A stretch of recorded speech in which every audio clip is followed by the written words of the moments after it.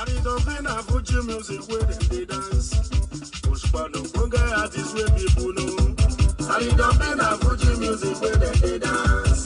Pushpa no bunga artists where people know. Siri where anytime my music they flow. Now if you say enjoyment don't tarapa. Sari dumping a Fuji music where they dance. Pushpa no bunga artists where people know. Anytime my music they flow, now you say enjoyment don't tarapa. Sari dumping a Fuji music where they dance. Pushpa no bunga artists where people know. Jolly jolly, oh yeah, make me jolly picket. Pidgin English, don't the Fuji, don't the bedu. Sari dumping a Fuji music where they dance. Pushpa no bunga artists where people know. Jolly jolly, oh yeah, make me jolly picket. Pidgin English, don't the Fuji, don't the bedu. Sari dumping a Fuji music where they dance. Pushpa no bunga artists where people know. Right now, Kinoso, side of me all over. Pushpa ya too much. Yoruba Nation. Kinoso, side of me all over. Pushpa ya too much. Ẹ káàárọ̀. Mo kàn fẹ́ sáré pass quick message ni. Kò ṣe message tó pọ̀. Alákọ̀ọ́kọ́, mo kí gbogbo ẹ̀yin ọmọ Yorùbá. Gbogbo ẹ̀yin tẹ́ ti faramọ́ Yorùbá Nation, Ọlọ́run máa wà pẹ̀lú yín.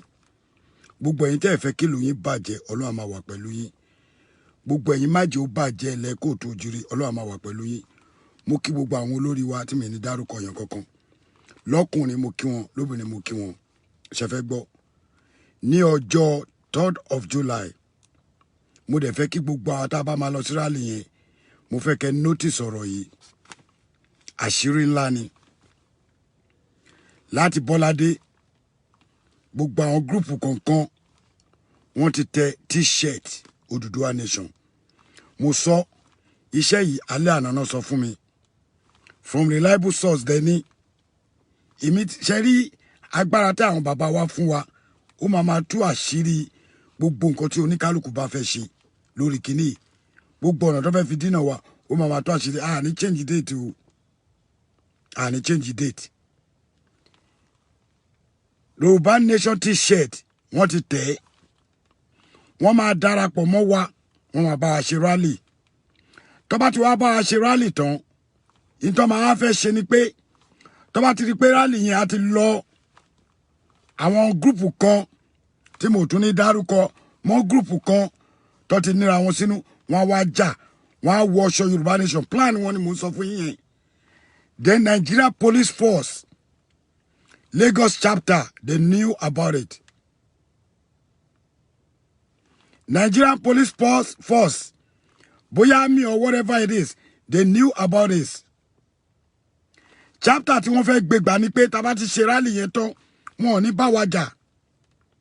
Àṣírí ni mo gé yẹn. Wọ́n máa wá jẹ́ ká lọ.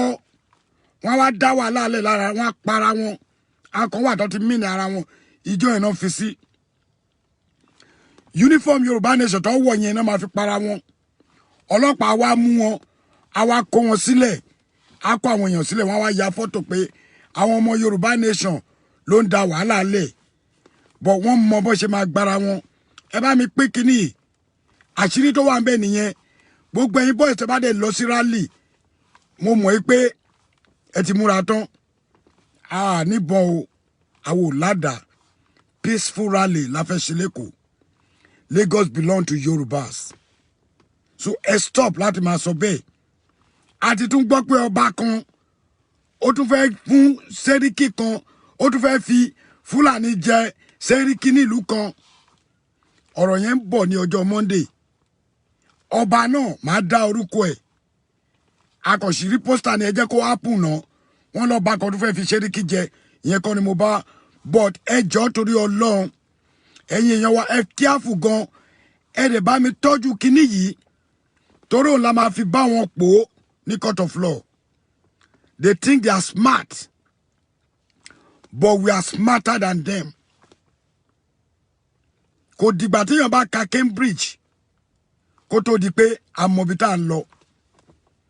Ẹni tó bá wù nú wọn kó bọ́ bí kó bú mi, I don't care. Bó wí pé a ní gba Yorùbá Nation wa yẹn,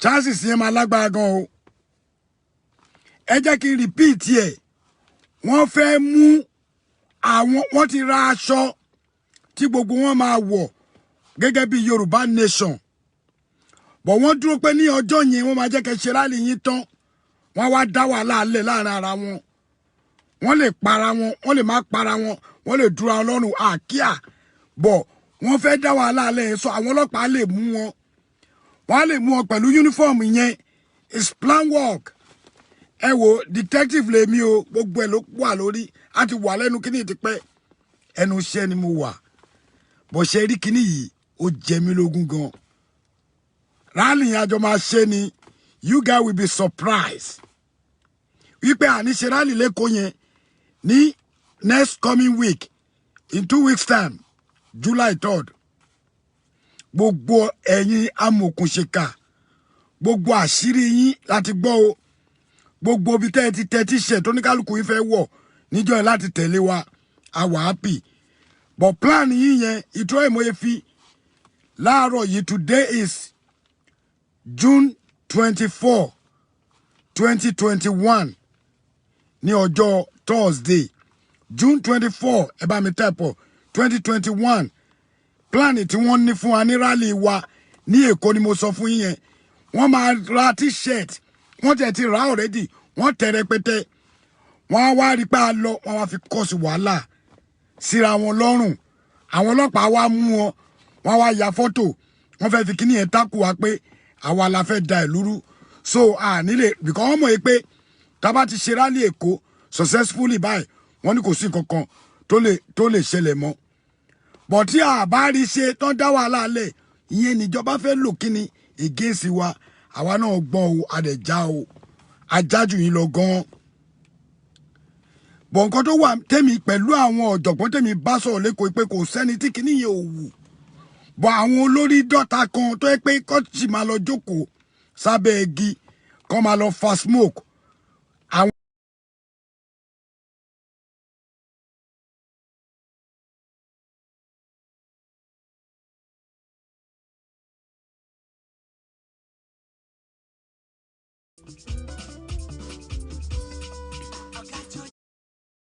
fún yín ni kẹ́ lè tètè mọ̀ tẹ́ bá wọ uniform yẹn wá pàdé wa ní rally tó yẹ pé ẹ bá inú kan wà lẹ́ẹ̀ ní rí aṣọ yẹn bọ́ mọ́ gbogbo tí mo ní ni mo fi búra eléyìí kò nu pé èèyàn wá síbi ó wá sọ àṣírí eléyìí ó ṣe àṣírí o àwo ò fẹ́ kán wá àti ẹ̀fẹ́ kán wá rárá tó o bá wá sí rally yẹn láti wá wọ uniform Yorùbá nation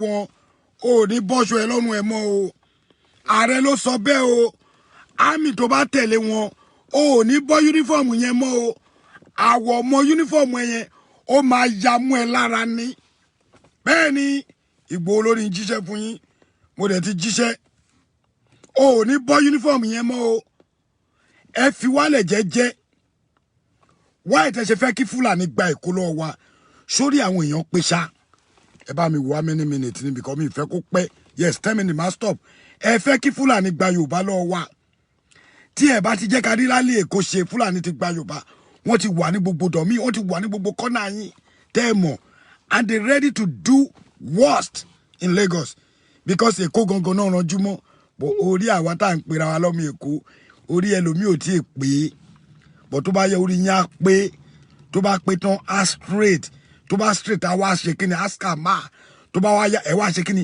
ẹ wá gbà fọ́gà yín wípé àwa tá à ń jà ìyà àpònú àmọye owó tó jáde lára wa lọ sí Nàìjíríà àmọye tí àwọn èèyàn contribute ní Western world tó yẹ pé nínú yín kò sẹ́ni tó contribute owó àmọye tó ń contribute ní Western world láti fi jẹ́ pé kí gbogbo kíní kó bọ́ sí ṣé kò sú yín ni ṣé kò sú yín ni gbogbo àwọn student wa jáde school wọn ò ríṣẹ́ a lot of students ló ti jáde school tó ò ríṣẹ́ tó jẹ́ pé níbí báyìí àwọn ọmọ tó jẹ́ pé wọ́n kò wà ní jẹ́ kí wo ní class 2 tó bá wà ní summer job lamẹ́ríkà wọ́n tún ṣiṣẹ́ 300-400 every 2 weeks àdẹ̀wà ẹ̀ ríṣẹ́ gbogbo àwọn obìnrin wa ti daṣẹ́ wó kò sí 80% Nigerian young ladies sísìn olóṣó ni wọ́n torí kò sẹ́ni tó lè ní boyfriend kan kò dẹ́ ń ṣẹjọ́ wọn nítorí àwọn olórí burúkú ìjọba yìí tí wọn ò ríṣẹ́ táwọn obìnrin tó dá bá tún wáṣẹ́ lọ ẹ máa lẹ́ fẹ́ fokó lọ̀ wọn kó tó ṣiṣẹ́ ṣẹ́rípá yé gọ́ọ̀mẹ̀ntì Nàìjíríà ti bàjẹ́ èmi dúró tí mo ní right láti béèrè fún opinion mo ní right láti sọ nǹkan tá a bá fẹ́ mo ní right láti sọ everything tó bá ti ṣẹlẹ̀ nílùú tí wọ́n ti bí mi tí kò right tí àwọn kan dẹ̀ ń ṣe olórí táwọn kan jókòó síbi kan táwọn kan ò jókòó sí táwọn kan ò ṣe nǹkan tó tọ́ gbogbo port authority wa Fúlàní ló ń èdè Haúsá nílùú bàbá wa ẹ̀dẹ̀ ní ká dákẹ́ gbogbo ẹ̀yin boys tẹ́ ẹ̀ fẹ́ support kìíní tí alálẹ̀ bá ní kó dáa fún yín aláàárọ̀ ò ní kó ní jẹ́ kó yẹ yín ẹni tó lówó ní Nàìjíríà according for ọ̀rọ̀ yìí from reliable source ẹni tó lówó gan ní Nàìjíríà wàhálà tí wọ́n ń rí pẹ̀lú owó tán ní àlè rìn free nílùú wa ó bá wà ní mọ́tò ó máa wẹ̀gbẹ́ ó máa wò sí ọlọ́pàá mú ẹ wọ́n máa harass ẹ ọlọ́pàá mú ẹ nǹkan tó yẹ kó bẹ́ẹ̀ sọ̀rọ̀ gently wọ́n máa harass ẹ ọlọ́pàá bíbẹ̀ ò lè mú èèyàn kọkàn bá wọn sọ̀rọ̀ anyhow wọ́n máa sú ẹ orúkọ ẹ náà máa fi táàgì ẹ tí ó ti yé ẹjọ́ tó lọ lọ́n let us do our rally peacefully. Last but not the least wọ́n fẹ́ wọ uniform Yorùbá nation wọ́n fẹ́ wọ uniform Oòduà nation wọ́n fẹ́ fi tákù wa ní ọjọ́ yẹn wọn ò ní bá yín jà o wọ́n máa jẹ́ ká lọ wọ́n wá dá wàhálà alẹ́ ọlọ́pàá lè kó wọn ọlọ́pàá wá ya fọ́tò wọn wá gbé sí news pé Yorùbá nation rally tá a ṣe wàhálà la fi dálẹ̀ ire owó ire ọmọ àìkú balẹ̀ ọ̀rọ̀ ẹ̀yin èèyàn tẹ́ bá nífẹ̀ẹ́ ọ̀rọ̀ tí mo sọ yìí ẹ bá mi pín kinní yìí ẹ pín kí èèyàn more than 3,000-4,000 kan wò láàrin ìṣẹ́jú kan ẹ pín dànù ẹ gbé sí WhatsApp yín ìtọ́ ẹ̀mí ìṣẹ́fẹ́ kó pé kẹ́ lè pín kí àwọn èèyàn lè gbọ́ ire God bless you.